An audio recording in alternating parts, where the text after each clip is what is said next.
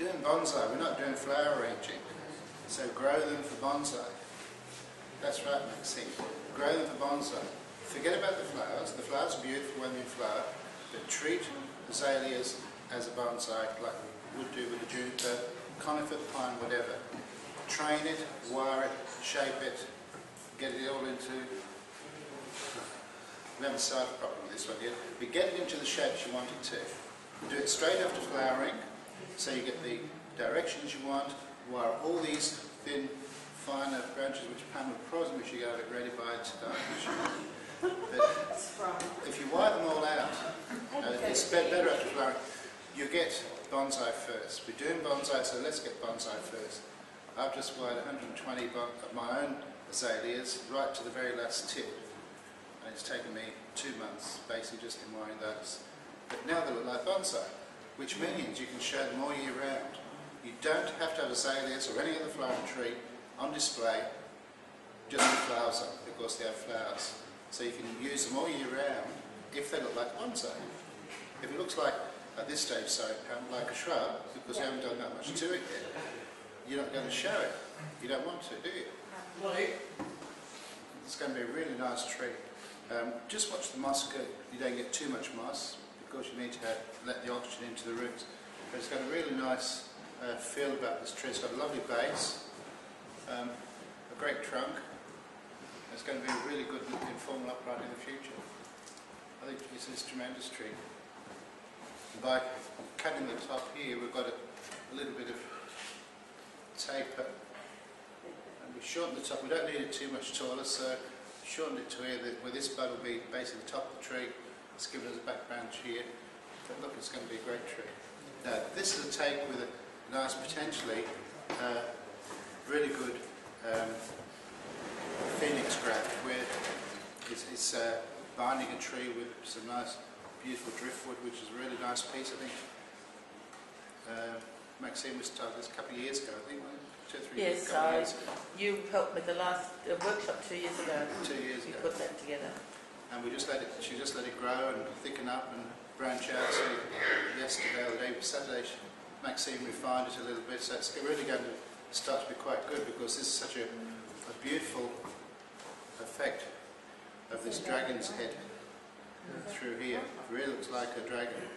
So I like to call it dragon flying through the clouds, because these branches in Chinese design would be that, because it looks like part of a dragon's head coming through the clouds. And these are the clouds, the branches make up the clouds. I think very shortly it's going to become a nice tree. Give it a couple more months of working out and refining. If Maxine prunes it now, I'll show it might be okay. This over the next few months. And the tree has almost grafted itself into the trunk of the tree now. It looks very close, but by leaving the ties on for another few months, it should be okay before you take it off. But I suggested that Maxine put some glue down behind the back of the tree to help attach it to more of the driftwood. Or we can easily put a screw through the trunk of the tree into the driftwood to make sure it is attached, then recover the hole with the pieces of the bark of the same tree, just glue it back on again. Tricks of the trade. The thing of putting a tree on a driftwood is to try and make it look as natural as possible. Try and make it look as though the tree is part of the driftwood, it's not just driftwood stuck there.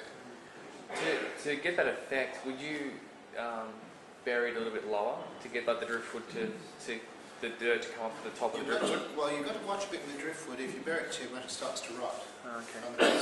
So all we do with that is to build it up with moss or something, muck or moss, even a bit of cement. You can mix a bit of quickset cement to make an artificial base, which you then put it above ground level, and that'll keep it quite dry. And or just use mosses and little ferns there to make it look interesting. But design-wise, I think it's going to be a really good tree, really good design tree for the future. This design of this tree is into bondage with all the leather and the rubber and the wire and the torture. But again, it makes it totally different. By bending the back part of the tree, if we'd left it on, it would have been, which it was, way over here somewhere. It looked totally wrong. But bending it right back in on itself and bringing the head up, you get a really nice head effect here, and this branch here, I think works really well together. I said to, I think it was someone tonight even, I said, when it fills out, another year or within a year, you get all the new growth and get the side branches happening to develop it.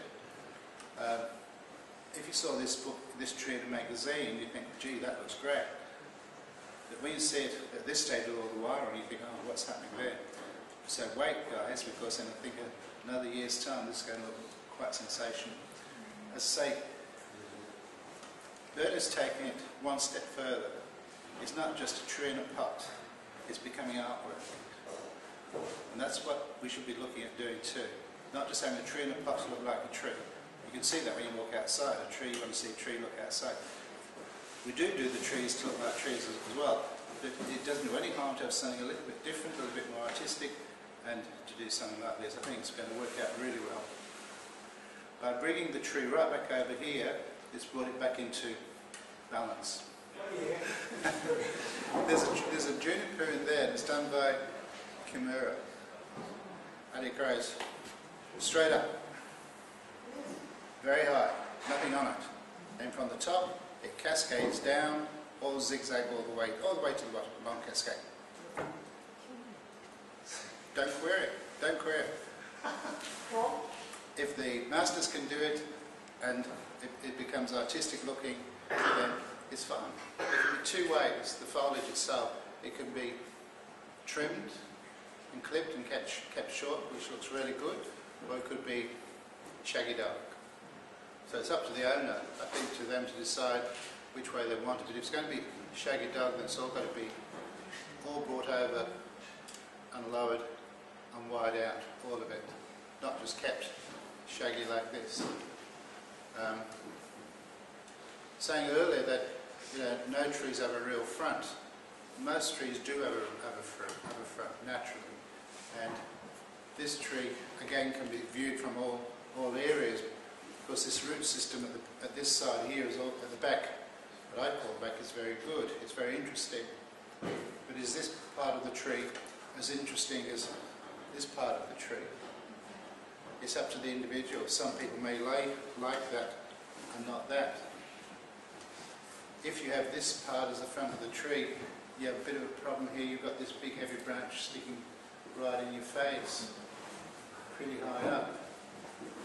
So I think the view that Michael's chosen from this side, I think, is a better idea. Can I just ask though, is the gin the top of the tree, or is that the top of the tree? Yeah, gin's the top. You think so? Actually, yeah, one on the left is the top. Yeah, essentially bent up just a tad. Yeah, you probably need some. This one, that's the top. Yeah, you need probably heavy wire on it. It seems like it'd be so hard to move that. Like, is it very strong wood? Oh, these branches, they're very hard wood. Yeah, they set very quickly. That's why they use them for. They grow fast. They use them as well in the paddocks to stop wind. Oh, I should know how the streets